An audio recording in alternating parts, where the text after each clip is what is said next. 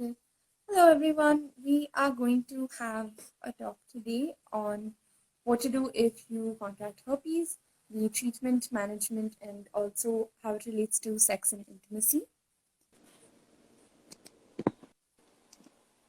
Hi. Hello. So I'm Akshita, and I will be doing the live with you today. For everyone watching the live, this is Dr. Mriganka. She will soon be working with us, hopefully, at Shivtensity. All right. Thank you for Um, having me here. Looking forward to doing this. So would you like us to start with the topic itself right now? Yeah, let's get started. So what is genital herpes? Okay, so I'm going to really break it down. Genital herpes is what we call an STI or a sexually transmitted infection, and it's one of the more commoner ones we see in the clinics. We get lots of patients coming to us with it, and it is something that anybody who is sexually active can get. Mhm. And it's caused by a virus. It's a virally transmitted infection, and it's quite common. So it's more than important to know about it and how to prevent from getting it. So how long does it take for symptoms to show up from the time that someone's infected? So what you're talking about is scientifically termed as the incubation period. That is the time from your exposure to the infection up to the point where you see the first symptom. And genital herpes is one of the shortest incubation periods among the STIs. So it's barely like 5 to 14 days. So if you were to Mhm. be exposed, say today, you can develop the symptoms within 4 to 5 days. So how is this transmitted? So the transmission, for understanding the transmission, we have to know it's caused by a virus. It's called the herpes simplex virus, and it's of two types: the HSV1 and the HSV2. So this second type, HSV2, is more common in causing genital herpes, whereas HSV1 is what we commonly know as cold sores, the ones that occur around the mouth. It's also called herpes labialis. So the organism is the same, the strains differ a little, but both of them can cause genital herpes. So when we talk about HSV2, it is almost exclusively transmitted by sexual contact. So you can come in contact with somebody who's carrying herpes, who has active lesions, or you come in contact with the blister fluid, and very rarely a pregnant mother can pass it down to a baby at the time of delivery. And as far as HSV1, the other strain goes, you can get that from orogenital contact. So that is one way. And also, it's important to know how you can not get herpes. You cannot get herpes from sitting on a toilet seat, from sharing bedding with somebody, from sharing linen, from swimming in a pool. Those are ways you are not going to end up getting herpes. How common is it in across the globe and in India?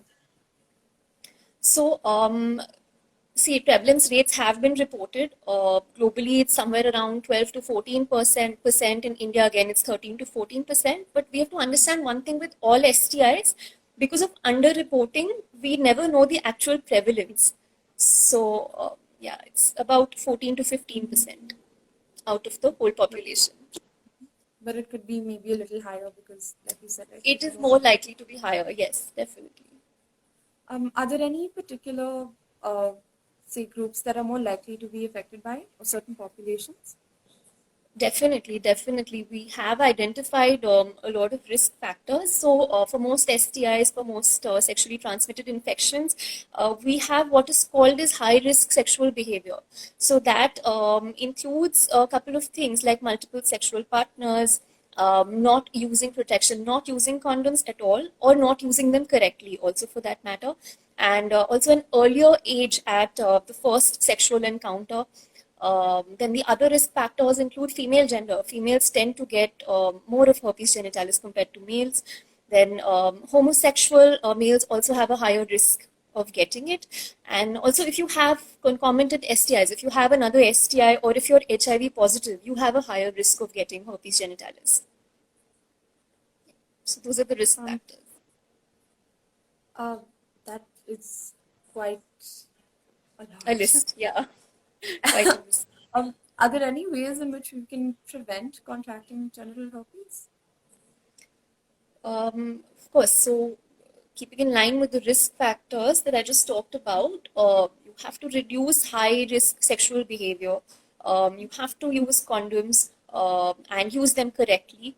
And most importantly, do not engage in sexual activity with somebody who has active lesions, who has active blisters, or somebody, yeah, who has active lesions basically. Also, preventing it, as for any disease, vaccines is a way of preventing it. For herpes or simplex virus, vaccine trials are underway, but they're still candidate vaccines, so they're not approved. Hopefully, in the future, they will be. So, yeah. Fingers crossed for that. Yeah. So how can we identify if someone has contracted genital herpes? So, how can you identify it? Coming to the presentation, most people either have no or very mild symptoms. So, you could be a carrier and not know it, but that does not mean you're not infective. You can infect somebody else without actually being symptomatic. But in case you are symptomatic, how it works is once you've contracted the infection after your incubation period, which we just talked about, what you get is called the primary episode or the first episode. So that's going to be the most severe episode. It's going to be longer. It's going to initially start with some pain. There might be itching, there might be burning.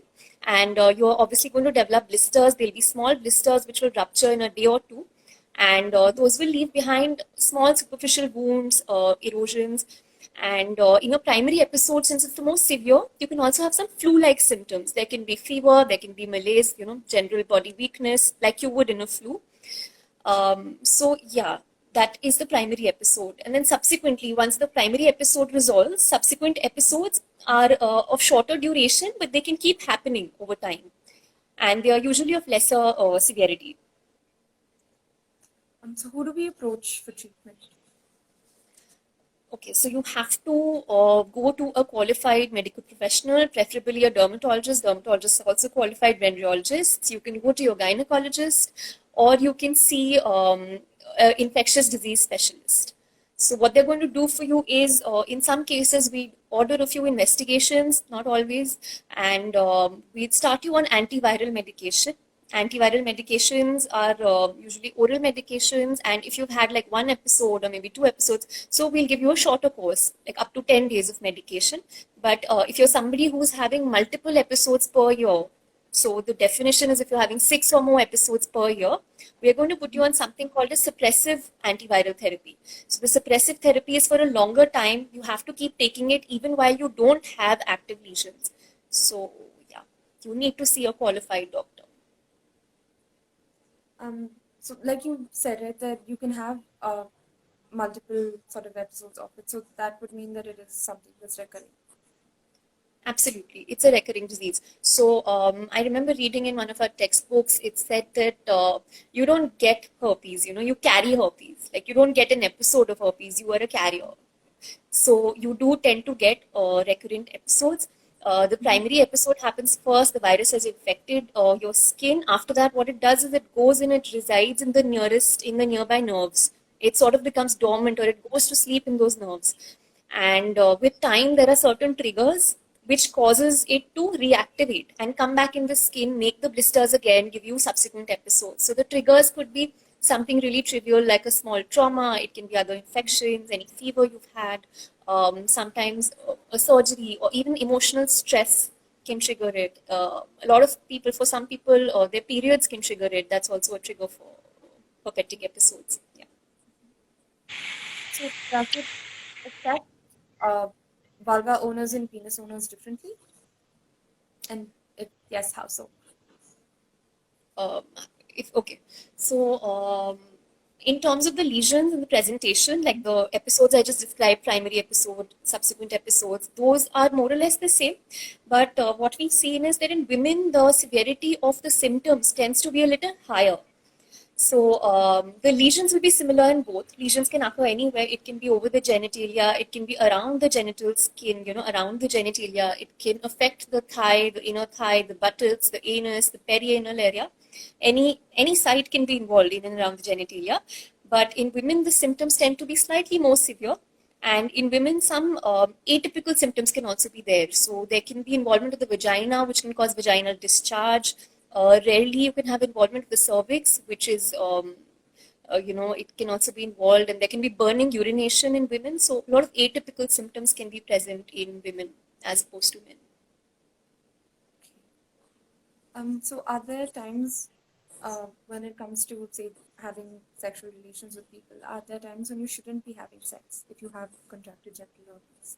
Absolutely, absolutely. So, abstinence, sexual abstinence is the only way you can prevent from contracting herpes. So, anyone who has active lesions at any point in time should not engage in sexual activities. And also, we have something called the prodromal symptoms. So, what prodromal symptoms mean is that anybody who's had subsequent episodes, who's had multiple episodes of herpes, they know what the prodrome looks like. There's like there's an initial burning or an itching, and with that they know they're about to get lesions. So even if you're having the prodrome, you shouldn't engage in sexual activity, because then your chances of transmitting it to somebody else are much higher. Yeah. So can having the disease impact intimacy? Absolutely. As with any sexually transmitted infection, there is a chance that it is going to impact intimacy. But I mean, there are ways you can make things better with your partner, even if you've contracted herpes. Have it. So, yeah. So what can couples do to build a healthy relationship when a partner is affected by genital herpes? So I think first and foremost, it's very important to have honest and open communication. When you get the diagnosis, you have to let your partner know, whether it's a long-term partner, whether it's a new partner. You have to tell them that, look, I've been diagnosed with such and such disease. Sit them down, explain to them what the disease entails, what it means having it, and so whenever you go see a doctor about it, they always explain to you how you can prevent from spreading it, how you can prevent your partner from getting it. So you have to talk to them about it. So firstly, if you're on proper medication, if you're on proper antivirals, that reduces your risk of giving it to your partner. And like we talked about sexual abstinence during active lesions or during the prodrome, again, that's like a major point that also reduces your risk of transmitting it to the partner. And thirdly, the use of condoms, the correct use of condoms is very important. But like there's a small rider here that even if you're using condoms, it's not necessary that you're not going to get herpes.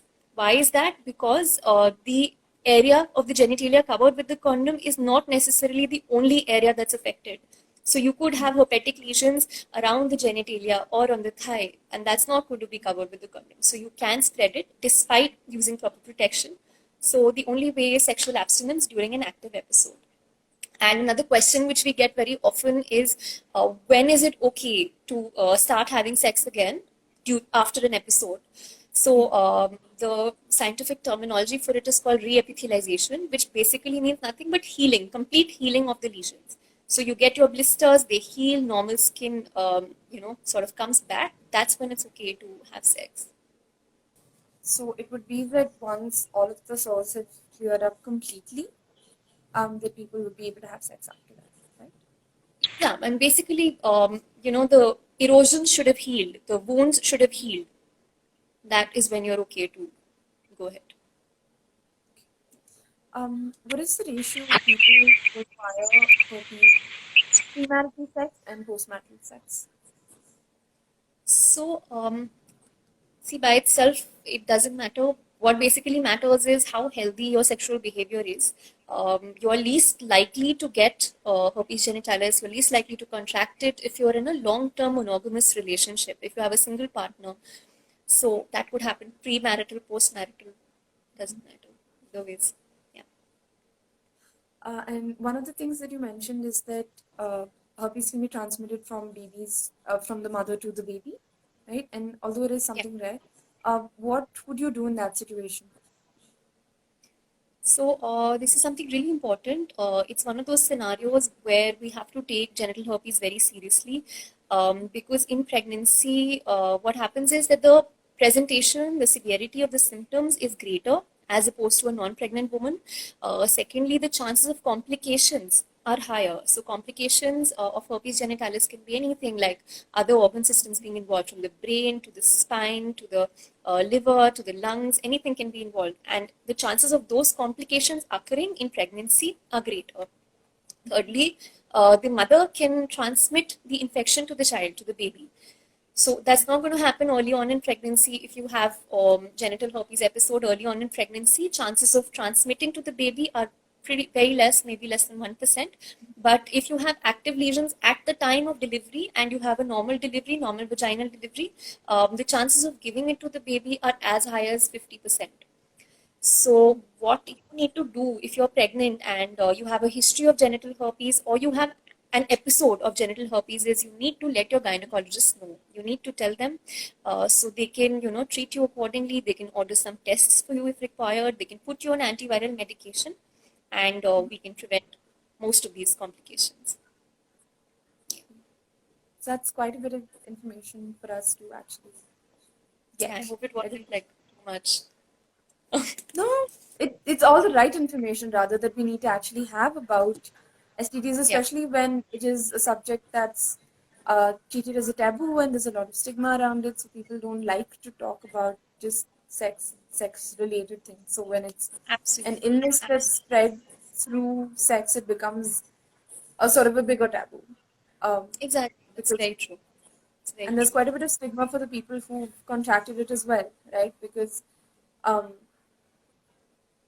because again, it's an illness, there's a taboo around it, and then you get treated differently for it. So that is also quite a big Absolutely. deal. So the fact that we are able to get this information, and if we have a reliable source like you, right, who actually knows exactly what they're telling us, so we know what we need to know about the disease, who to approach, what to do in case someone we know is affected by it. All of these things do matter. Yeah, Thank you yeah. for that. Most welcome. It was my pleasure.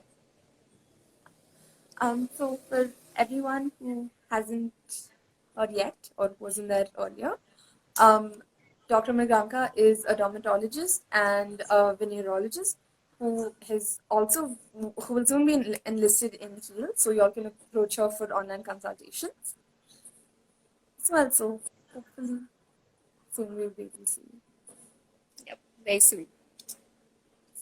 Thank you so much for doing the talk with us today. Most welcome. My pleasure. We hope to see you here Goodbye. again soon. Absolutely, absolutely.